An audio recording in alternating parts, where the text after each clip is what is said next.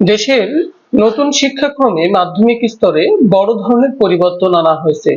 সরকারের পক্ষ থেকে বলা হচ্ছে, ফিনল্যান্ড, যুক্তরাষ্ট্র, জাপান সহ বিশ্বের উন্নত দেশগুলোর শিক্ষা ব্যবস্থার আদলেই নতুন এই শিক্ষাক্রম তৈরি করা হয়েছে।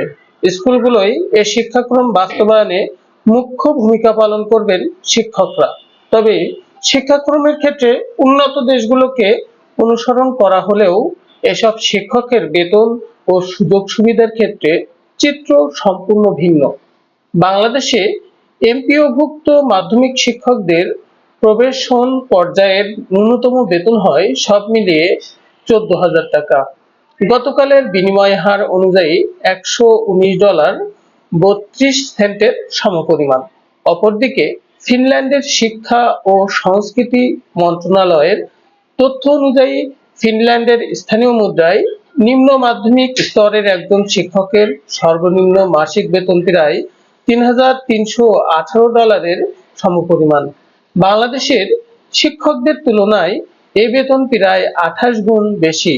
এছাড়া বাংলাদেশের তুলনায় যুক্তরাষ্ট্র ও জাপানের শিক্ষকদের বেতন যথাক্রমে 30 ও 21 গুণ বেশি।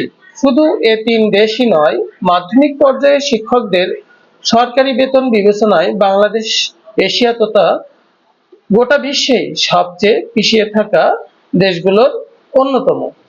দেশের সরকারি কোষাগার থেকে যেসব শিক্ষক বেতন পেয়ে থাকেন তাদের মধ্যে 85%ই এমপিওভুক্ত। এই শিক্ষকরা 11তম গ্রেডে যোগদান করেন, আর সরকারি বিদ্যালয়ের শিক্ষকরা যোগদান করেন 10ম গ্রেডে। তাদের যোগদানের পর সর্বসাকুল্যে বেতন হয় 27,100 টাকা। আর অধিকাংশ বেসরকারি বিদ্যালয়ের শিক্ষকরা এমপিওভুক্ত শিক্ষকদের চেয়েও কম বেতন পান। শিক্ষকদের অনেকেই বলেছেন, বিশ্বজুড়ে শিক্ষকতা সবচেয়ে সম্মানজনক ও আকর্ষণীয় পেশা হলেও বাংলাদেশের চিত্র সম্পূর্ণ বিপরীত। তারা অন্য কোনো কাঙ্ক্ষিত পেশা না পেয়ে এখানে আছেন। গত 26 তারিখের বণিক বার্তার এক রিপোর্টে জানা যায় যে প্রাথমিক শিক্ষকদের বেতনে এশিয়ার অন্যতম সর্বনিম্ন দেশ হলো বাংলাদেশ, এবং সেটা হলো $170। আজকে একই পত্রিকার আরেক রিপোর্টে জানা যায় মাধ্যমিক শিক্ষকদের বেতনেও এশিয়ার মধ্যে সর্বনিম্ন অবস্থানে আছে বাংলাদেশ, যা $119। অর্থাৎ মাধ্যমিক স্কুলের শিক্ষকদের বেতন সরকারি প্রাথমিক স্কুলের বেতনের চেয়ে অনেক কম। অথচ মাধ্যমিক স্কুলের অধিকাংশ শিক্ষক অনার্স, মাস্টার্স পাস। একইভাবে আমি প্রায় নিশ্চিত বাংলাদেশের বিশ্ববিদ্যালয়ের শিক্ষকদের বেতনও এশিয়ার মধ্যে সর্বনিম্ন। আমি নিশ্চিত জানি ভারতের বিশ্ববিদ্যালয়ের শিক্ষকদের বেতন আমাদের প্রায় 2.5 গুণ, কিন্তু সেখানে দ্রব্যমূল্য বাংলাদেশের চেয়ে কম। অর্থাৎ ইফেক্টিভলি তাদের বেতন আমাদের চেয়ে 3 গুণের বেশি। পাকিস্তানের বিশ্ববিদ্যালয়ের শিক্ষকদের বেতনও আমাদের চেয়ে বেশি। শুধু সর্বনিম্ন বেতন না, প্রাথমিকের শিক্ষকদের রাষ্ট্রের 3য় শ্রেণীর কর্মচারী হিসেবে ধরা হয়। ম্যানেজমেন্ট কমিটি দিয়ে উঠতে বসতে অপমান, অপদস্থ ও নিগৃহীত করা হয়।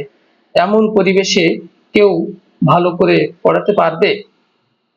বিশ্বের শ্রেষ্ঠ কারিকুলাম দিলেও কি সম্ভব?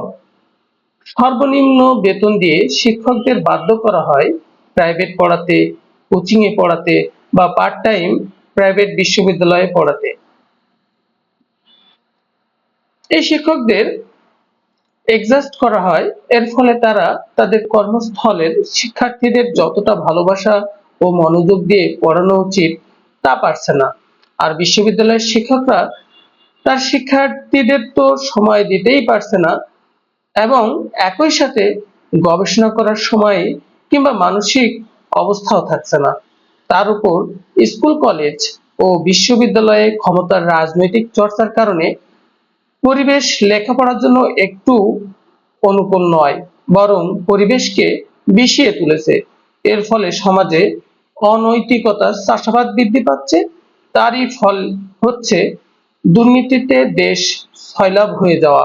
শিক্ষা এবং স্বাস্থ্য এই দুই খাতে বিনিয়োগ না করার কারণে একদিকে শিক্ষা ও অন্যদিকে স্বাস্থ্যে সুস্থ মানুষ তৈরি হচ্ছে না, ফলে মানুষ বিদেশমুখী হয়ে যাচ্ছে। শুধু চিকিৎসা ও শিক্ষার জন্য দেশ থেকে মূল্যবান ডলার এবং ব্রেন চলে যাচ্ছে। হাই সিলেবাস, কবে হুঁশ ফিরবে এই জাতির?